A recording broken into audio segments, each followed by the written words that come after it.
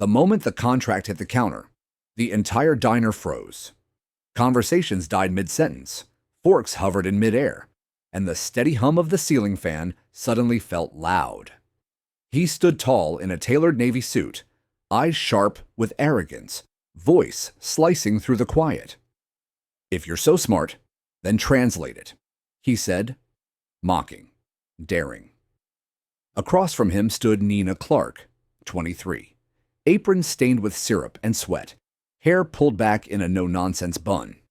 She didn't flinch. Instead, she looked at the thick legal document with the calm curiosity of someone who knew exactly what they were doing. Around them, the lunch crowd watched with breath held.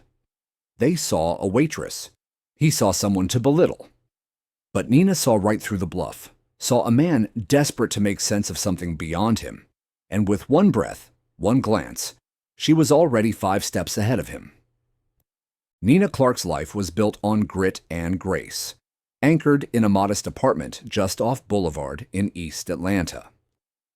Raised by her grandmother, a retired school nurse with a spine of steel and hands that smelled like cocoa butter and menthol, Nina grew up knowing the power of words, even when they weren't spoken.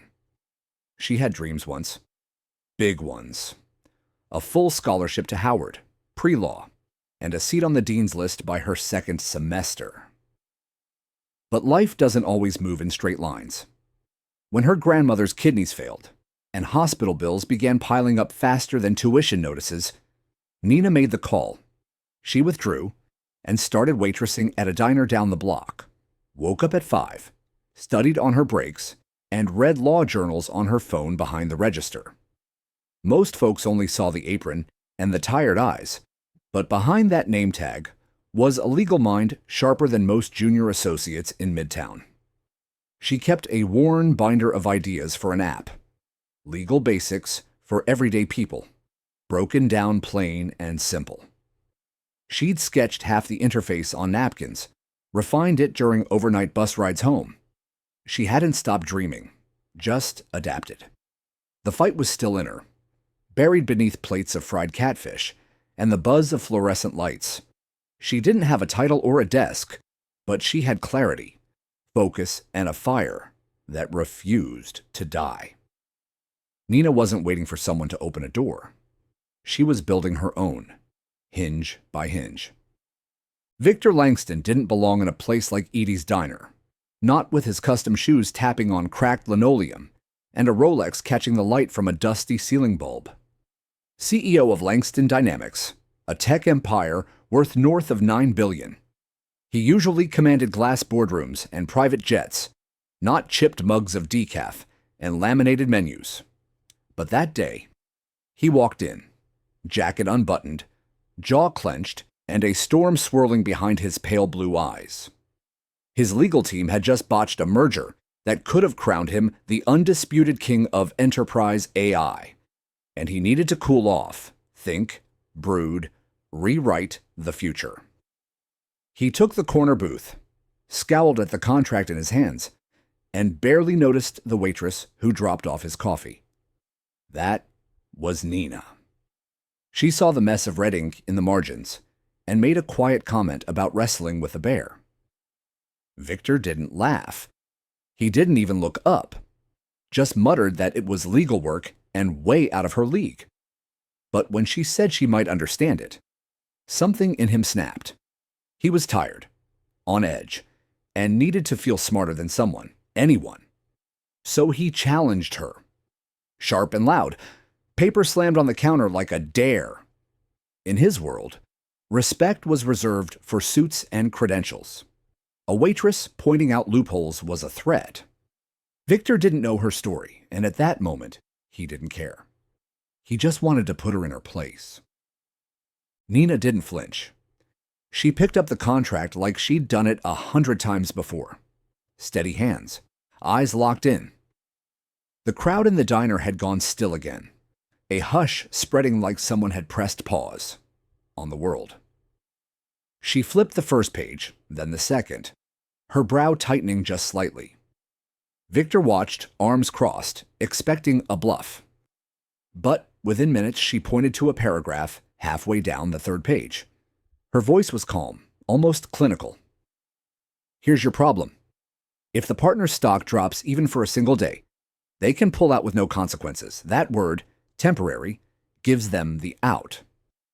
His posture stiffened. She didn't stop.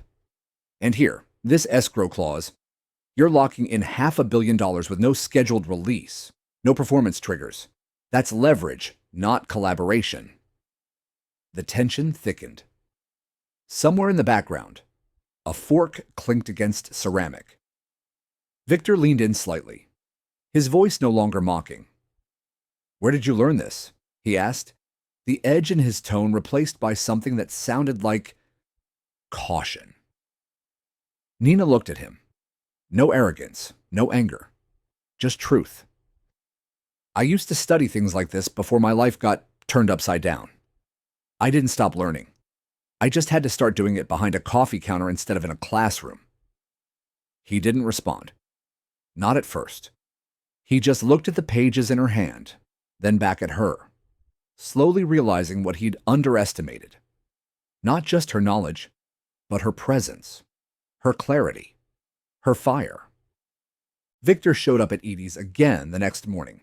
No entourage, no ego, just 2 coffees in hand, and a look on his face that was more apology than pride. Nina spotted him the moment he walked in. This time, he didn't bark orders or toss papers. He waited until her shift hit a lull, then asked for 5 minutes. She gave him 10. They sat in the corner booth, the same one where she'd unraveled his billion-dollar blind spot. He leaned forward, quieter than before. "You surprised me," he said. "I was wrong. You were right. So tell me, what is it you really want?" Nina didn't hesitate. She opened her notebook and flipped to a page lined with sketches, outlines, and flowcharts. She told him about her idea, an app to break down legal language into everyday terms, something for people like her grandma, her neighbors, the kid who got evicted because he didn't know what he signed. She called it Clear Clause, said it would be free, easy to use, and packed with real scenarios that teach people how to protect themselves with knowledge. Victor listened. Not just politely, but closely. He saw the plan was solid, the need urgent. He offered funding, developers, and a launch team. But Nina didn't jump. She asked questions, lots of them, about control, about equity, about how decisions would be made. Trust didn't come easy when you'd been overlooked so many times. Victor gave answers, some she liked, some she pushed back on. Finally, she nodded slowly. "I'll do this," she said, "but it's going to be my voice at the center. No filters, no dilution." He agreed. Not out of pity, but because he knew she was already leading. She wasn't looking for a seat at the table. She was building her own and inviting him to help hammer the nails. Walking into Langston Dynamics felt like stepping into another world. Glass walls, polished steel, and people who spoke in buzzwords and wore their titles like armor. Nina moved through it with quiet focus, but she didn't go unnoticed. She was young, black, and female, in a space that had rarely made room for all 3 at once. Her presence didn't just surprise people, it unsettled them. Especially Douglas Crane, the company's senior legal director, and Victor's trusted right hand for over a decade. He didn't raise his voice or confront her outright. Instead, he got subtle. Approvals took longer. Meetings were scheduled without her. Access to internal documents suddenly required additional permissions. The polite smiles in the hallway masked a growing resistance. Still, Nina pushed forward. Buried beneath the merger paperwork, she started noticing small inconsistencies. Phrases that didn't match earlier versions, sections that felt too vague for high-stakes language. One clause had the word temporary slipped into a sentence about market fluctuation. Another changed the phrasing around penalty triggers without clear rationale. Nina flagged them, but Douglas brushed it off, calling her overzealous and suggesting she let the experts handle it. She didn't argue. Instead, she took her notes home, stayed up late, cross-referencing drafts, highlighting every shift. Her instincts told her something wasn't right. This wasn't just legal sloppiness. It was too precise, too quiet. She'd seen this kind of maneuvering before, where power hides inside footnotes. And the more she read, the more certain she became. Someone was laying a trap, and most of the team didn't even see it coming. But she did. The night was quiet, but Nina's mind wasn't. She sat at her kitchen table, legal drafts spread out like a puzzle, highlighter in one hand, mug of cold coffee in the other.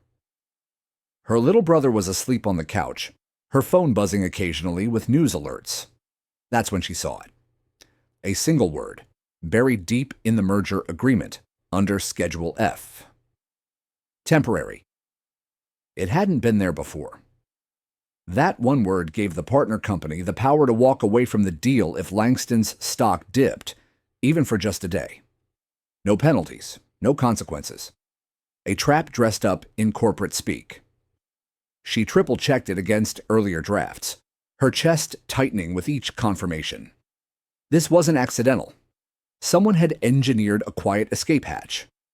Before the sun rose, Nina was at the Langston building, waiting outside with her binder and no appointment. Victor arrived just after 7, looking surprised to see her. She didn't waste time. "I found something," she said. They went straight to his office. She laid out the clause, the change, and the implications with the precision of a seasoned litigator. Victor's face paled as he read it. "How the hell did I legally miss this?" he asked, mostly to himself. She didn't answer. She didn't need to. By 9, he'd called an emergency board session. Nina sat at the far end of the long table. No nameplate, no title, just her binder and the truth. She walked the executives through the clause, its original wording, and what it now meant. She spoke clearly, confidently, while the room sat in stunned silence. One board member leaned toward another and muttered, "Where'd we find her again?" Victor didn't hesitate. "At a diner," he said, his voice sharp and certain. "She saved us $1 billion. No one questioned her after that. Nina didn't celebrate when the promotion came. Director of Legal Innovation. Corner office with a view. Team of 6, salary with more zeros than she'd ever seen on a paycheck. She didn't smile for the cameras or pose for LinkedIn. She knew what came next.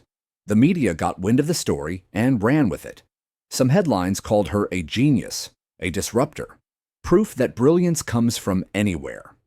Others weren't so kind. Diner girl gets desk job. Affirmative action in action. Investors started whispering, wondering if a woman without a degree should be shaping legal strategy. Inside the company, Douglas kept moving in the shadows. He pitched the board on bringing in a second lead, a seasoned legal professional who could mentor Nina and stabilize the vision. She knew what that meant. They didn't want a partner. They wanted a handler, someone to dilute her voice, reframe her ideas through a lens they were more comfortable with. But Nina didn't blink. At the next board meeting, she walked in wearing a navy blazer from a thrift shop and a calm expression. She didn't waste time. She opened with the beta results from their pilot at 3 Atlanta high schools. Engagement up 74%. Comprehension scores doubled. Over 1,200 downloads in the first week. She placed the printed reports on the table, page after page of proof. Then she looked the board in the eye and said, "I'm not asking for the seat. I've already earned it." A long silence followed. Then Victor nodded once. Others followed. No one mentioned a co-leader again. Nina didn't raise her voice, didn't grandstand, didn't beg. She let the numbers speak, and when the room finally understood the weight of what she had built, they stopped looking at her like an exception and started seeing her as a force. The lights dimmed, the crowd hushed, and the screen behind her pulsed with the LawBridge logo as Nina stepped onto the stage. She wore a borrowed blazer, a size too big, and her own well-worn sneakers. The soles faded from years on her feet. Cameras flashed. Investors, educators, journalists, and students filled the auditorium, waiting for the polished story, the corporate spin. But Nina didn't give them that. She gave them the truth. Her voice was steady, not rehearsed. LawBridge wasn't built in a boardroom, she began. It was built between shifts, on sticky diner counters, on the bus rides home.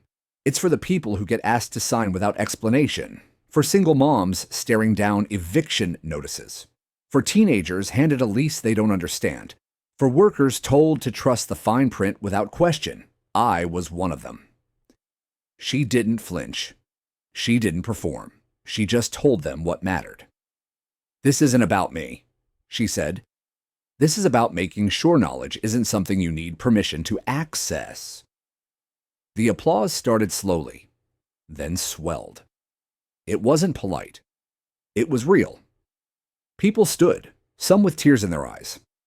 A teacher near the front clutched a pamphlet like it was gold.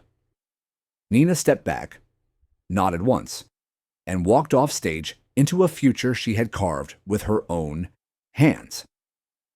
Behind her, the screen faded to black, except for one line in white font. "Read it again." This time with power. And the room, every last person in it, felt changed. The clause Nina flagged didn't just prevent disaster. It redefined the company's future. When the market dipped briefly 3 weeks after the launch, just as she predicted, the trap would have been triggered. But because she caught it, Langston Dynamics held firm. The merger was held. Confidence surged. Investors who once doubted her name now praised her judgment in boardroom conversations. Quietly, without press releases or drama, Douglas Crane was moved out of his role. Officially, it was a retirement. Unofficially, everyone understood why. In the months that followed, LawBridge spread fast. Pilot programs turned into state-funded partnerships. Within 6 months, the app was active in 20 states and counting, used in schools, public libraries, shelters, even probation offices. Nina oversaw it all. Not from behind a glass wall, but from classrooms, community centers, roundtables where she asked more questions than she answered. Then one day, a letter arrived in a simple white envelope, postmarked from Howard University. Inside, a full scholarship offer. Tuition, books, housing. At the bottom was a handwritten note from Victor. "You were always ready." They just didn't know it yet. Nina read it 3 times, then slid it into the back pocket of her notebook. She didn't cry. She didn't post it online. She just closed her laptop, got back to work, and whispered to herself, "This time, I'm finishing what I started." For her, for the people who'd never been given the tools, and for the version of herself who once stood behind a counter, waiting for someone to believe what she already knew. The diner hadn't changed much. Same cracked tiles, same flickering neon sign above the door. The booth by the window still creaked when someone sat down. Nina slid into it quietly, a worn leather notebook tucked under her arm. Her cousin ran the place now, but it still smelled like fried okra and fresh coffee. She wrapped her hands around a chipped mug, watching cars roll by outside. It felt like years had passed since the day a contract landed on this very counter, setting everything in motion. A few minutes later, a young waitress approached, barely older than Nina had been back then. Nervous, fidgeting with her apron, she asked, "You're her, right? The LawBridge girl?" Nina smiled gently, nodding once. The girl lit up. "My brother used your app. Said it helped him keep his job when they tried to fire him over something in his contract. He told me to tell you thank you." Nina's voice was quiet, but sure. "Tell him he did the hard part. I just translated. Eh." The waitress stood there for a beat, unsure what to say next, then gave a small, grateful nod before walking away. Nina turned back to the window. The city outside still moved fast, still rough around the edges. But something felt different. Not in the skyline, or the traffic, or the buzz of lunchtime orders, but in her place, within it. She used to feel like she was watching from the margins, waiting to be invited in. Now, she knew better. She hadn't just stepped into the city's rhythm. She'd added her own beat to it. Not with power or prestige, but with purpose. And for the first time in a long time, she didn't just belong, she mattered. You don't need a degree to see the truth. You don't need a title to challenge what's broken. And you definitely don't need anyone's permission to stand up for what's right. Sometimes, all it takes is someone who's been counted out, someone overlooked in the everyday hustle, to see what others missed. Nina didn't change the world by being loud. She changed it by being clear, by refusing to stay silent when it mattered. She read the fine print, not because she was told to, but because she knew too many people who never got the chance. And when the moment came, she didn't ask to speak. She just did. Her story isn't just about climbing up. It's about reaching back, about lighting a path for the next girl behind the counter, the next teen with a binder full of ideas and a life full of obstacles. Because justice doesn't belong to the powerful. It belongs to the prepared. So whatever booth you're sitting in, whatever contract's in front of you, read it, question it, understand it, and when the time comes, don't just translate it, own it.